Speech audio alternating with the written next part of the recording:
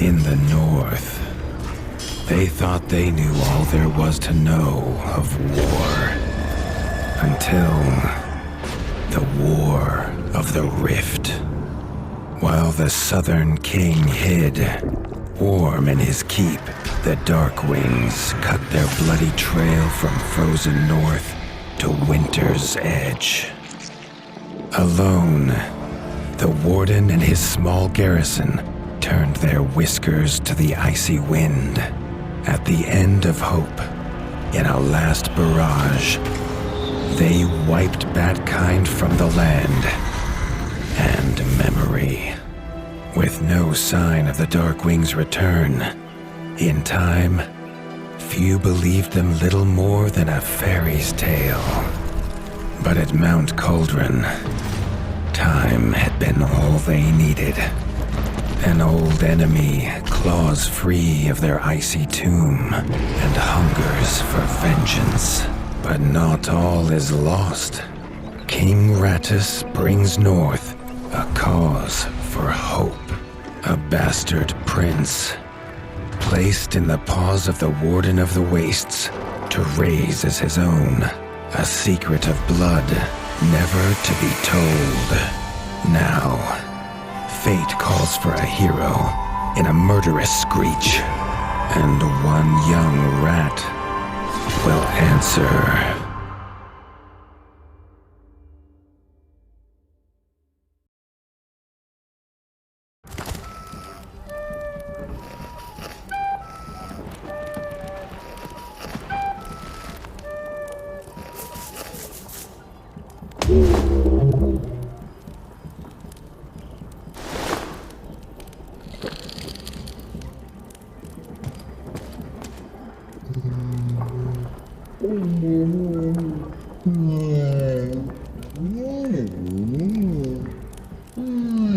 The stomp of his father's boots on the stair was how every morning began for Arlo.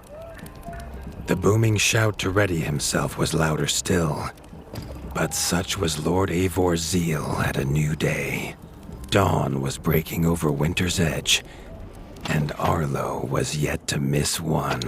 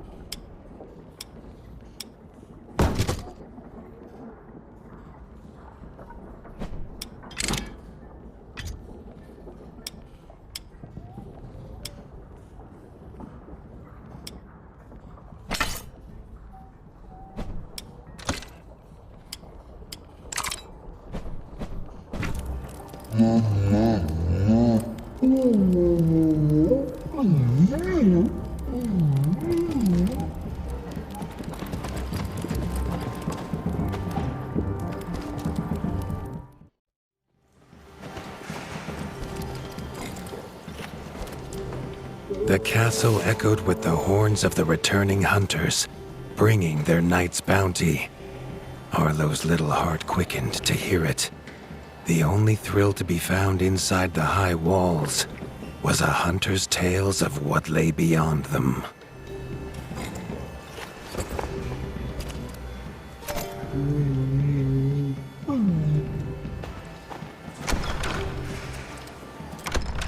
Arlo tells himself it's a good life here in Winter's Edge. The bustling of contented ratfolk, the crisp mountain air, and without the endless scourge of frogs the southerners suffer. Why should he want for more?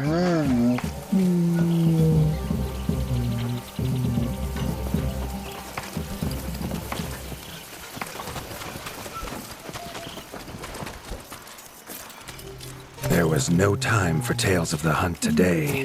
Lord Eivor was already dividing what was an excellent haul, happy to see his people provided for. Arlo longed only to join the hunt, to see the ratdom or even the lands beyond. His father called it a fool's wish. Arlo's destiny was unshakable, much like the keep that would become his by birthright.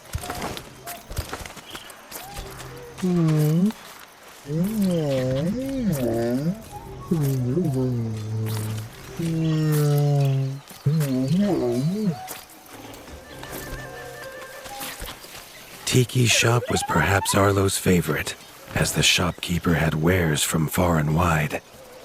But getting him to part with his curiosities was never easy. Arlo has no memory of his mother, but Hilda's food was a true taste of maternal kindness.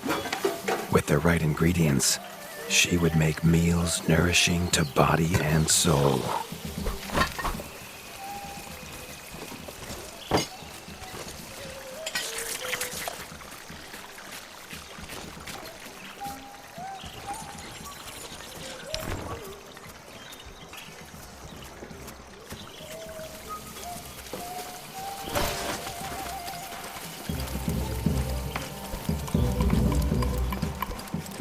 Chief Mason Leaf was the rat Arlo most admired.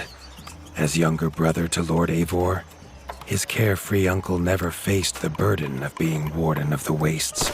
With walls this strong, his duties were light, leaving him plenty of time for his nephew. Crunk was a rat's rat, with no interests beyond his forge. If you have the parts, this master crafts rat can make armor and weapons that would see off a sky scorcher bite, or so he claims. Arlo wondered how well they'd do against something that wasn't a myth.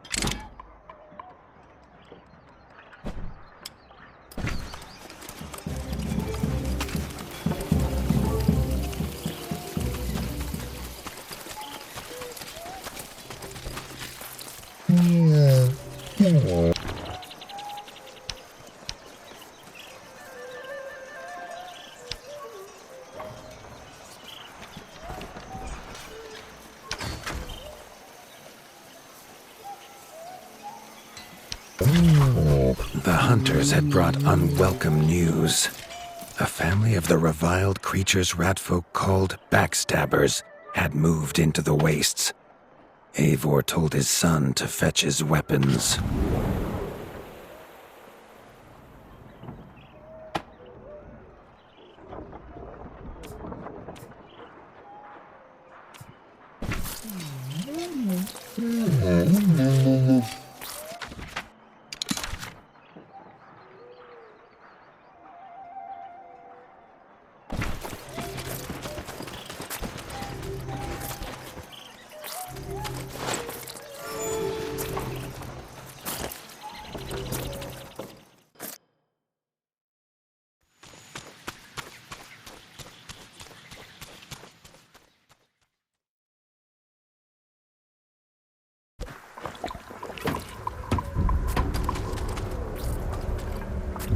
His father had no explanation for suddenly taking Arlo on a hunt.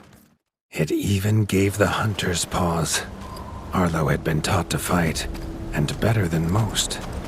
But rarely had he been tested. He was determined to prove himself. The rugged terrain of the outskirts could have taken all day to traverse, but Arlo's trusty grappling hook allowed him to swing between its many crevices.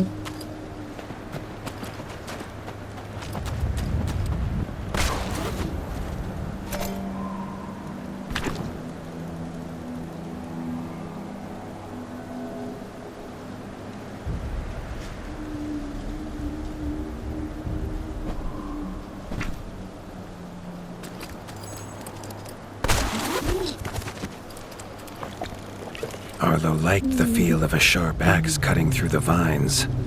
The wilds were part of his home, and nothing in them would frighten him.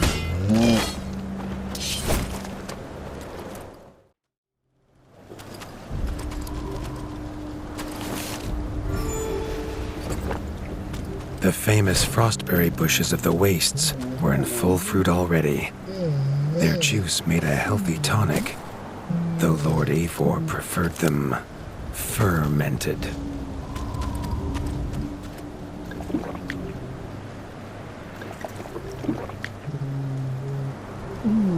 His father was a sturdy rat, built for strength, not speed.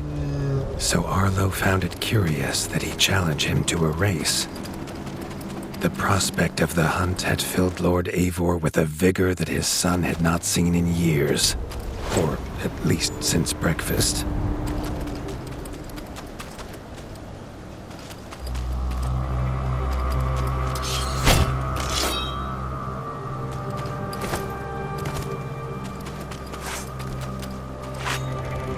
A warden fights the hardest battles, he told Arlo, and needs the sharpest blade. With that, Eivor gifted Arlo his own sharpening whetstone.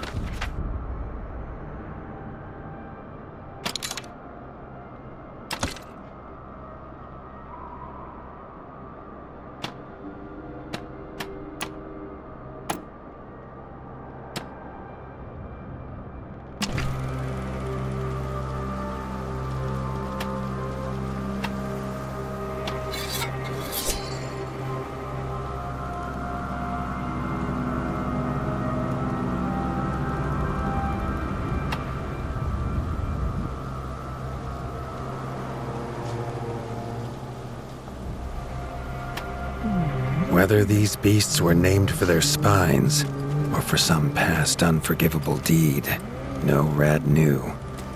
Either way, Arlo was about to find himself at the pointy ends of this brood. Even young backstabber red attacks were brutal, but a well-timed dodge would see Arlo escape unscathed.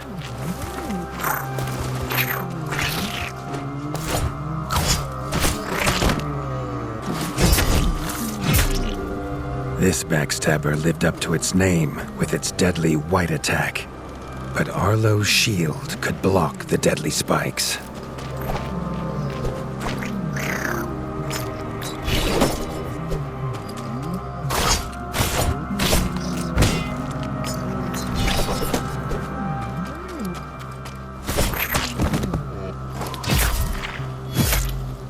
This young one used vicious yellow attacks. Arlo had to time his parries perfectly.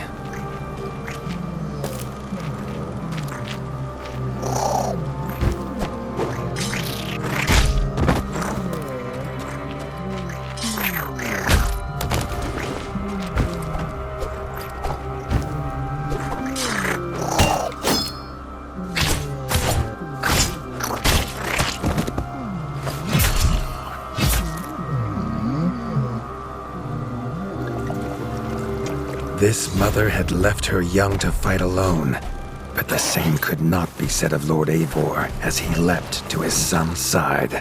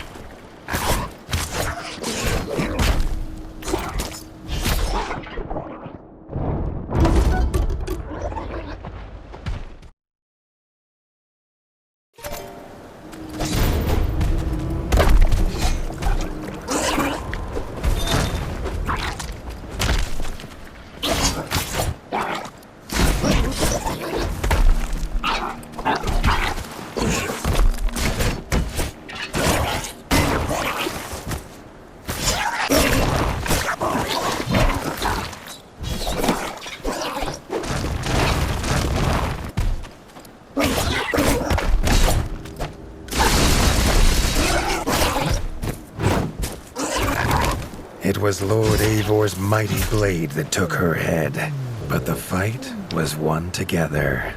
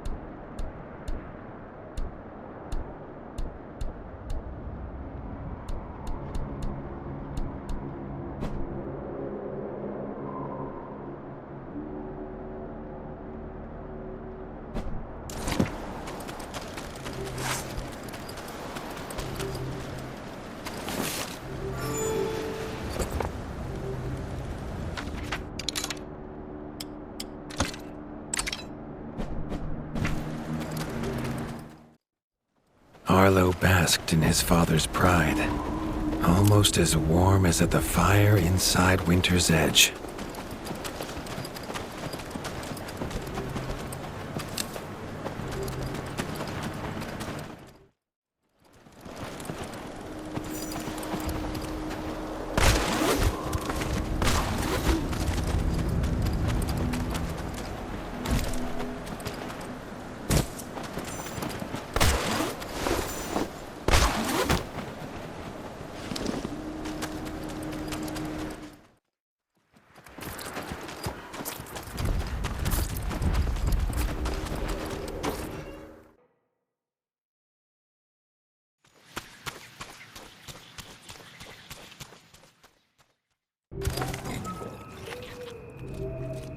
Triumphant and keen to tell the tale of his son's victories, Lord Eivor set to a night of drinking with the elders.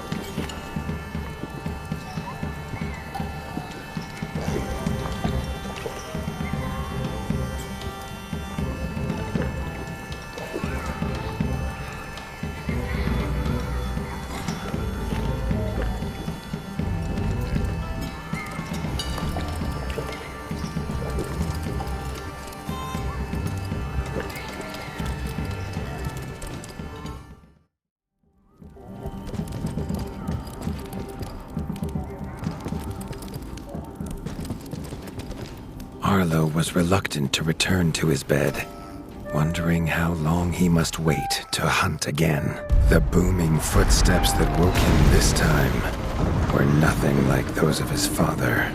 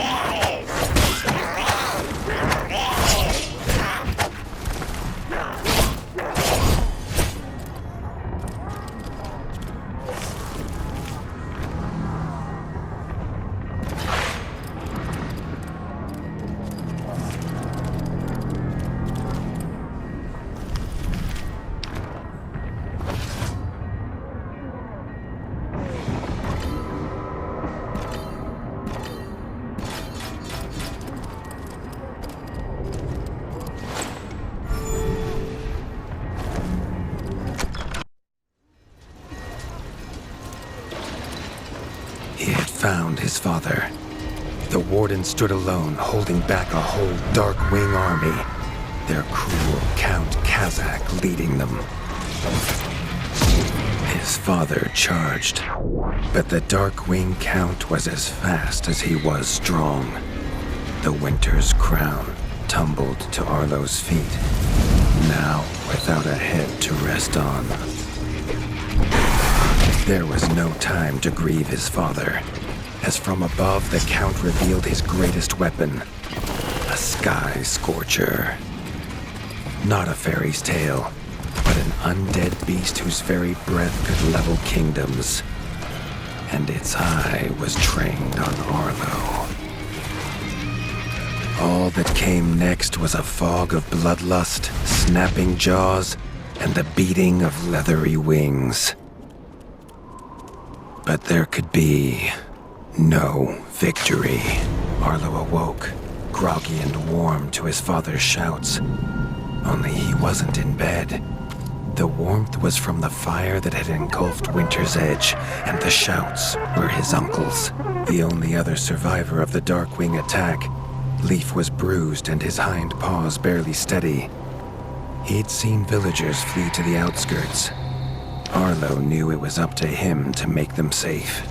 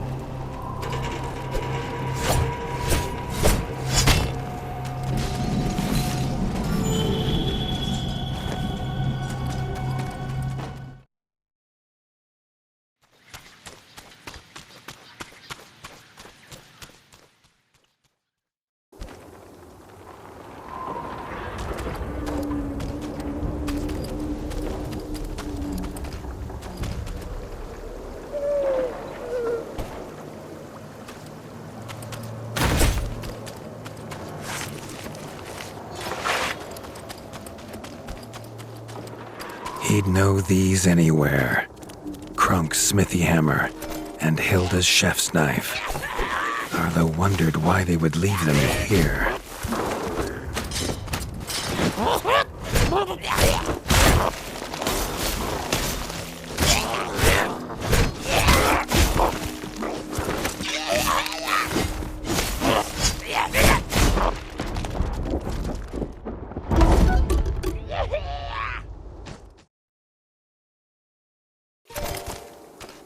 He'd know these anywhere. Krunk's smithy hammer and Hilda's chef's knife.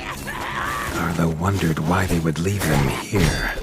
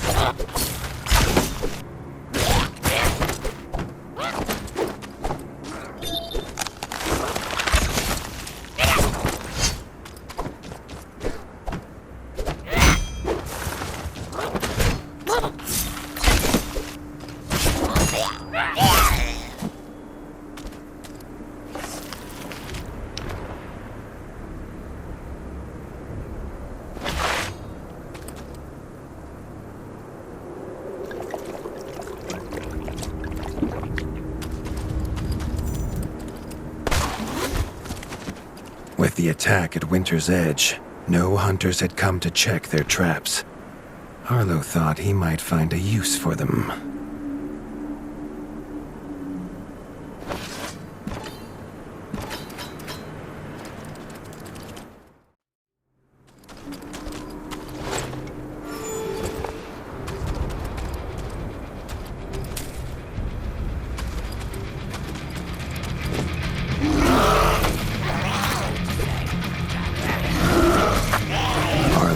Found the reason his friends had fled. The taunting shrieks revealed that this was Baron Frostovik, son of the Darkwing who took his father, and therefore a perfect target for his revenge.